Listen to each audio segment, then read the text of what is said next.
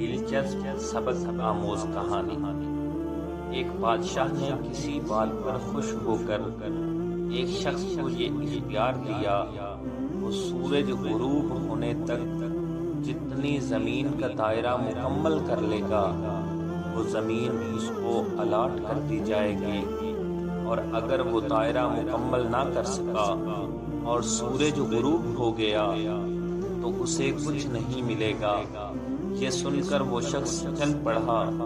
چلتے چلتے ظہر ہو گئی تو اسے خیال آیا کہ اب واپسی کا چکر شروع کر دینا چاہیے، مگر پھر لالچ نے غلبہ پا لیا اور سوچا کہ تھوڑا سا اور آگے سے چکر کاٹ لوں۔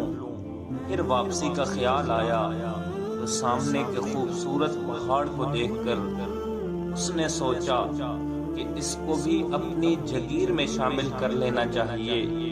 الغرض واپسی کا سفر کافی دیر سے شروع کیا۔ اب واپسی میں یوں لگتا تھا جیسے سورج نے اس کے ساتھ مسابقت شروع کر دی ہے۔ وہ جتنا تیز چلتا پتہ چلتا سورج بھی اتنا جلدی ڈھل رہا ہے۔ عصر کے بعد تو سورج ڈھلنے کی بجائے لگتا تھا پگھلنا شروع ہو گیا ہے۔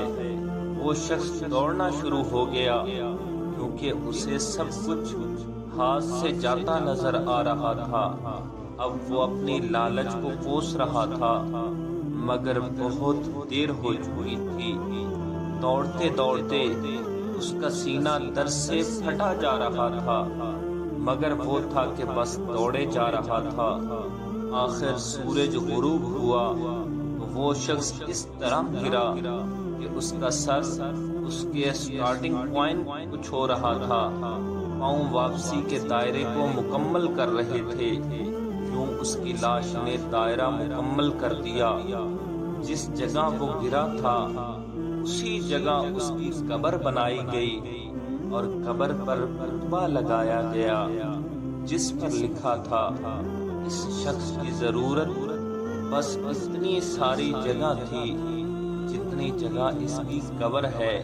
اللہ پاک نے بھی اسی طرف اشارہ کیا ہے، والعصر ان الانسان لفی خسر۔